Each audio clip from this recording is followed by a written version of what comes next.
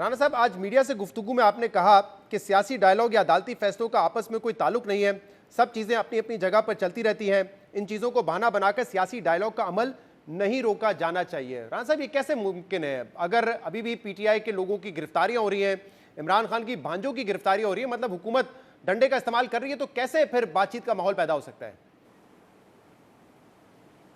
नहीं, तो बातचीत का माहौल पैदा करने से पहले जो है वो तमाम जो प्रोसीडिंग्स हैं किसी के ख़िलाफ़ किसी भी कानून या वायलेंस की बुनियाद पे, तो उनका ड्रॉप किया जाना कोई बुनियादी शर्त है?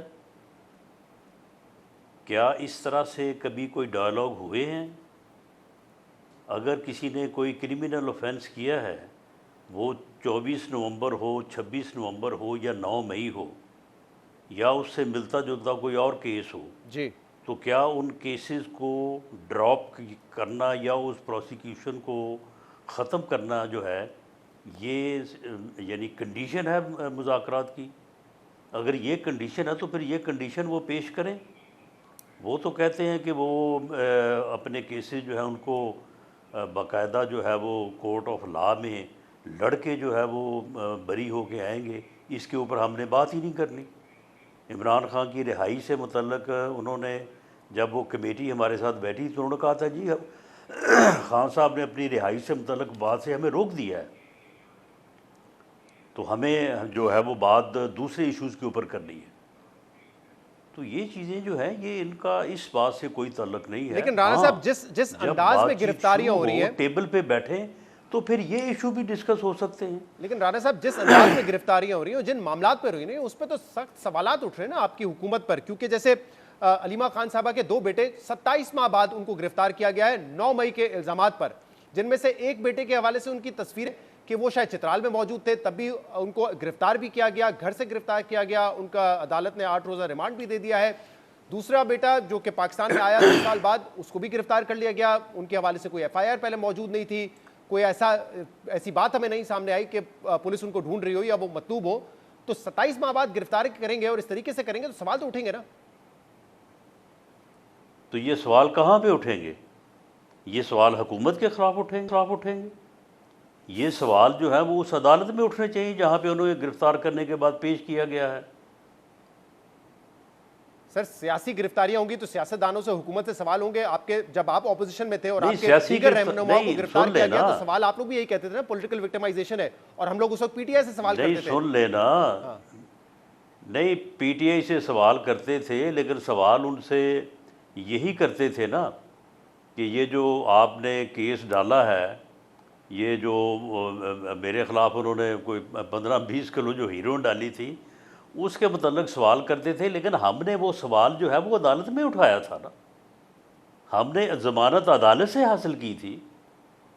कोई किसी सवाल उठाने की बुनियाद के ऊपर तो उन्होंने हमें रिहा नहीं किया था, बल्कि ये बाकायदा प्रेस कॉन्फ्रेंस में जो है वो अल्लाह को खुदा को हाजिर नाजिर जान के कहते थे कि जनाब ये तो हर चीज़ जो है वो हकीकत पे मबनी है।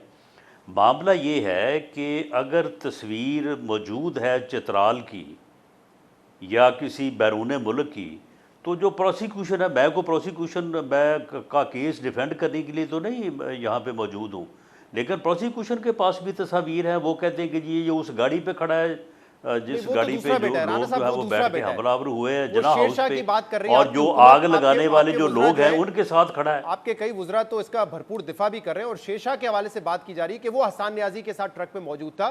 जो शारेज जिनको घर से गिरफ्तार किया गया, उनके हवाले से तो कोई ऐसी बात नहीं आ रही थी। 2 साल से वो मुल्क में आ भी रहे, मुल्क में रहते भी हैं, बाहर भी जाते हैं, कारोबार भी करते हैं, कोई ऐसी चीज़ नहीं थी। सडनली कहाँ से पता चल गया? तो सवाल तो आपकी हुकूमत पे ही उठेंगे ना कि ये क्या पॉलिटिकल विक्टिमाइजेशन के लिए किया जा रहा है या वाकई ये 9 मई के मुल्जिम है? नहीं, देखें, अगर तो उनके ख़िलाफ़ कोई सियासी सरगर्मी की बुनियाद के ऊपर उनको अरेस्ट किया गया है तो बिल्कुल वो फिर सियासी या पॉलिटिकल जो है वो विक्टिमाइजेशन के ज़ुमरे में आएगा। लेकिन अगर उनको किसी वायलेंस के नतीजे में वो सबूत जो है वो कितना जो है वो अदालत की नज़र में अहम है या नहीं है, वो एक अलग बात है।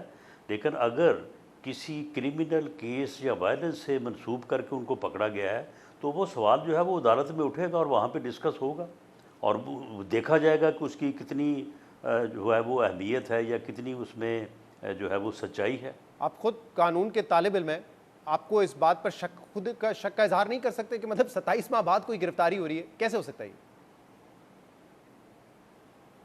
तस्वीर अगर देखिए, मौजूद ये है, तो बकौल आपके मिनिस्टर्स के प्रोसिक्यूशन को सारी बता चीजें मौजूद नहीं हैं, तो फिर देखें 27 माह किस नहीं चीज में लगे? नहीं देखें, शहजाद किसी भी मामले में जो है वो यानी एक रेलेवेंट हद तक बंदे को रहना चाहिए। वैसे तो वो तस्वीर भी सोशल मीडिया के ऊपर मौजूद हैं जहाँ पे देखा जा रहा है कि एक नौजवान जो है वो तकरीर कर रहा है और किस किस्म की तकरीर कर रहा है और वो कहाँ पे है और उसके बाद फिर क्या हुआ। लेकिन मैं इस मामले में इसलिए नहीं पढ़ना चाहता कि ये मेरी पोजीशन नहीं है कि मैं इस चीज़ को यहाँ पे जो है वो साबित करने के लिए जो है वो अपना जो है वो मौका पेश करूँ। लेकिन लेकिन ये है आप कि रूलिंग अगर पार्टी के ये तो गलत अहम है, अहम अगर रुकन ये हैं। गलत है, जी नहीं सुन लेना, जी जी नहीं सुन लेना, अगर ये गलत है तो बिल्कुल उन्हें अदालत में पेश कर दिया गया है। अदालत में उनको अपना मौका पेश करना चाहिए कि जी हम तो उस वक्त चित्राल में थे या हम तो उस वक्त बैरून मुल्क थे। ये तस्वीर जो प्रोसिक्यूशन दिखा रही है, जो मौका प्रोसिक्यूशन पेश कर रही है, ये गलत है। बिल्कुल उनको साबित करना चाहिए, उन्हें हक अच्छा, लेकिन हासिल है। राणा साहब, आप इस हुकूमत के एक अहम रुकन हैं और आपने जिस दिन ये गिरफ्तारी हुई शाहजेब खानजादा को बताया आपने कि आपकी लाहौर के पुलिस चीफ से बात हुई है और लाहौर के पुलिस चीफ ने आपसे कहा कि नहीं, हमने कोई गिरफ्तारी नहीं की है। तो क्या लाहौर के पुलिस चीफ ने राणा सनाउल्लाह से गलत बयानी की या लाहौर पुलिस चीफ को ही नहीं पता कि ये गिरफ्तारी कब हुई, किसी और इदारे ने कर ली और फिर पुलिस को हैंड ओवर कर दिया? क्या आपको लगता है हुआ है? पूछा आपने दोबारा उनसे? चले मैं इस बात की वजाहत कर देता हूँ कि जी लाहौर पुलिस के चीफ है बिलाल सदीक कमियाना साहब। जब मुझे मालूम हुआ कि अभी ये प्रोग्राम में ये क्वेश्चन होगा, ये ख़बर उस वक्त मेरा ख्याल है कोई 10 मिनट या कोई 20 मिनट पहले की थी। तो मैंने फ़ोन किया तो वो मुझे मिले। उन्होंने मुझे बताया कि मैं तो इस वक्त लंदन में हूँ, तो वो छुट्टी पे वहाँ पे गए होंगे। तो मैंने उनको कहा कि ये मामला है, ये आपके इल्म में है? उन्होंने कहा कि नहीं, मेरे इल्म में नहीं है। तो उसके बाद फिर उन्होंने कहा कि मैं इसके मतलब मालूम करके आपको बताऊंगा, फ़िलहाल इस वक्त जब आप मुझसे पूछ रहे हैं तो मेरे इल्म में नहीं है। उसके बाद फिर प्रोग्राम में बात हुई तो मैंने वैसे ही मैंने बता दिया। उसके बाद जो फिर दोबारा उनका कोई, मेरा ख्याल है कोई आधे पौने घंटे बाद मेरा उनसे रब्ता हुआ तो फिर ये बात उनके भी इल्म में थी और उन्होंने बताया कि इस तरह से इन्वेस्टिगेशन विंग जो है उन्होंने उसे गिरफ़्तार किया है। अब देखें ना, ये मामला अगर आप, अब मैंने जिस तरह से वाज़ेह किया, बड़ा सिंपल है, कोई इसमें कोई जो है वो रॉकेट साइंस नहीं है। नहीं, उस दिन आपने नहीं लेकिन बताया कि वो अगर लंदन में इसको है, अदरवाइज छुट्टी पर बयान थे, किया इसलिए जाए वो कि जी लाए वो थे इस देखें गिरफ्तारी आपके से। साथ उसने झूठ बोल दिया, उसको पता ही नहीं था, ये क्या हो गया, किसने उठा लिया। तो ये तो फिर किसी चीज़ में भी अगर आपने जो है वो कोई शक का आंसर लाना हो तो वो लाया जा चले, सकता अभी है। अब आपने वजाहत कर दिया, अगर वो ये बता देते कि मेरी उनसे बात हुई, वो लंदन में है, इसलिए वो लायल में पूरे वाक्य से, तो शायद ये फिर कंफ्यूजन होती नहीं। लेकिन अब आपने वजाहत कर दी। आज आपने एक और हवाले से बात की, आपने कहा 27वीं तरमीम और सूबों के मामले पे हुकूमत जो है वो बिल्कुल गैर संजीदा है। सर, अगर ये गैर संजीदा है तो आपके वफाकी वजीर अब्दुल अलीम खान साहब ने कल कहा कि 4 सूबों में मजीद 3 सूबे बनने चाहिए। सेनेटर फैसल वावड़ा साहब, जिनको आप कहते हैं कि वो कज़न बरादरी के हैं, पता नहीं किसके, वो ये कह रहे हैं कि सूबे भी बनने चाहिए और एनएफसी को तब्दील भी होना चाहिए। वफाक जो है वो खसारे में चला जाता है। तो कहीं ना कहीं कोई बातचीत हो रही है, इसीलिए ये सारे लोग आके बात कर रहे हैं ना। आजाद कबीले से नहीं याद तो आ गया अगर मुझे। मैं ये कहूँ कि नहीं सुन ले, अगर मैं ये कहूँ कि ये बात कहीं भी नहीं हो रही और ये अलीम खान साहब ने अगर फरमाया है तो ये उनकी राय होगी, वो समझते होंगे कि सूबे बनने चाहिए।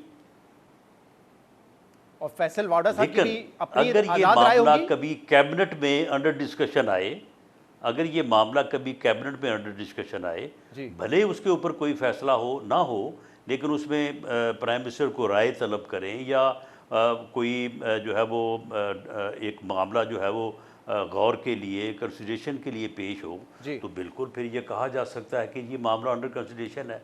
जब इस किस्म की कोई बात किसी लेवल पे भी अंडर कंसिडरेशन नहीं है तो फिर मैं भी अपनी राय दे सकता हूँ, अलीम खान साहब भी दे सकते हैं, कोई और भी कह सकता है कि जी 3 नहीं 30 सूबे बनने चाहिए, हर डिवीज़न। ये भी तो लोग कह रहे हैं ना कि हर डिवीज़न का सूबा बना दें। तो राणा साहब, अगर अगर तो फैसल ये तो वाबडा भी ये बात हर कर रहे आदमी की हैं अपनी राय है। तो उसको भी यही समझा जाए कि किसी ना किसी लेवल पे भी ये डिस्कस नहीं हो रहा।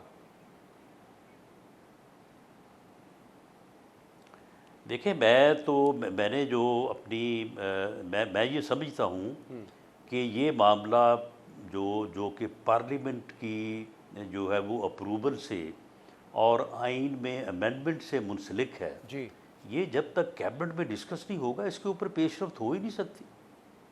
अच्छा, एक और मामला जो है वो एनएफसी से जुड़ा हुआ है। अब आपको पता होगा कल सदर मुमलिकत ने एनएफसी की तश्कील दे दी है, 11वां ये एनएफसी है, और इस हवाले से एक कंसल्टेशन मीटिंग भी हो चुकी है। कल बिलाल कियानी साहब हमारे साथ मौजूद थे, उन्होंने कहा कि मुमकिन है इस चीज़ पे बात हो कि जो सूबों के वसाइल हैं उनको कम करके मरकज़ के वसाइल बढ़ाए जाए, या कुछ अखराजात जो हैं वफाक के वो मुंतकिल किए जाए सूबों पर। इस हवाले से तो कंसल्टेशन हुई है, क्यू ब्लॉक में हुई है, तो क्या हुकूमत और एहसन इकबाल साहब तो बड़े वोकल हैं कि यार बजट खसारा इतना ज़्यादा है, वफाक के पास वसाइल बचते नहीं है, तो हमें इस फॉर्मूले को चेंज करना पड़ेगा। क्या ये ऑन कार्ड्स है? ये बात दुरुस्त है, ये बात दुरुस्त है कि इस बारे में जब बजट से मुतल्लिका मीटिंग्स हो रही थी, वो जितनी भी मीटिंग्स हुई हैं तो उसमें वफाक के अखराजात में जो पोजीशन है उसके मुतल्लिक ये बात हर जगह पे होती रही है कि जो वसाइल की तकसीम है सूबों और वफाक में, या तो अखराजात में कोई ना कोई जो है वो बहुत सारे अखराजात हैं जो कि सूबों की सतह पे होने चाहिए और वो मरकज़ की सतह पे हो रहे हैं। जो पीएसडीपी है उसमें बहुत सारे प्रोजेक्ट्स हैं जो कि सूबों के करने के हैं, लेकिन वो मरकज़ कर रहा है। बहुत सारी चीज़ें इस तरह के अखराजात हैं, कुछ अदरवाइज़ प्रोग्राम हैं जो कि सूबों से मुतल्लिक हैं। तो इस बारे में जो है ये बात होती रही है कि जी ये वसाइल की तकसीम में या तो कोई फ़र्क लाया जाए, या फिर ये अखराजात जो हैं जो सूबों के ज़ुम्मे बनते हैं सूबे करें, सही। जो मरकज़ के ज़ुम्मे बनते हैं मरकज़ करे। तो इसके ऊपर जो है ये बातचीत होती रही है, लेकिन इसके लिए जो फोरम है वो एनएफसी है। अब जब ये एनएफसी में बात होगी तो फिर ये बात आगे बढ़ेगी। उससे पहले पहले जो है ये सारी गपशप है। गपशप है। वो अब ठीक है, इस अज़हारी गपशप को ख्याल सुनते है, हुए फाइनेंस वाले कह रहे हैं, रेवेन्यू वाले कह रहे हैं, एफबीआर वाले कह रहे हैं, वो सारी उनकी अपनी अपनी राय है। जब एनएफसी में होगी ये बात और वहाँ पे कोई फैसला होगा या कोई वहाँ पे राय आएगी, तो वो फैसला जो है वो कॉन्स्टिट्यूशनली और लीगली बाइंडिंग होगा। तो फिर राणा सूबों साहब पे भी, क्या मरकज़ पे भी। क्या यही समझे कि स्टेटस को रहेगा, कोई तब्दीली नहीं होगी? क्योंकि बिलाल भुट्टो ज़रदारी साहब पहले ही कह चुके हैं कि सूबों का शेयर बढ़ सकता है, कम नहीं हो सकता। और आपको पता है कि जब चोलिस्तान में कनाल बनाने वाला मामला था, उस वक्त भी बिलावल साहब ने जो पोजीशन ली उसमें वो कामयाब हुए, आप लोगों को पीछे हटना पड़ा। तो बिलावल साहब ऑलरेडी अगर कह चुके हैं कि सूबे का शेयर कम नहीं होगा, तो इसका मतलब ना ही समझे कि नया एफसी होगा, कोई नया एनएफसी का फॉर्मूला होगा। नहीं, हम इस तरह से ना क्यों समझें। जब वहाँ पे बैठ के बात होगी तो विद आर्गूमेंट्स होगी, उसमें जो है वो चीज़ें जब डिसाइड होंगी, अगर ना डिसाइड होगा तो ना सामने आ जाएगा। अगर उसमें कोई फ़र्क आएगा, हो सकता है बाज़ अखराजात जो हैं उस पे जो है वो कमी बेशी लाई जाए, यानी कोई ना कोई रास्ता किसी भी मसले के हल के लिए। अगर एक मसला है तो रास्ते एक से ज़्यादा हो सकते। सही। और क्विकली मुझे बता दीजिएगा, आज पीपल्स पार्टी और नून लीग ने 7 ज़िमनी इलेक्शन लड़ने का फैसला किया है, यानी कि एक दूसरे को सपोर्ट करेंगे। और वजह क्या है इसकी? अब तो आप दोनों हुकूमत में भी हैं और पाकिस्तान तहरीक इंसाफ तो इतनी कमज़ोर हो चुकी है, फिर भी साथ मिलकर मुकाबला करेंगे उनका?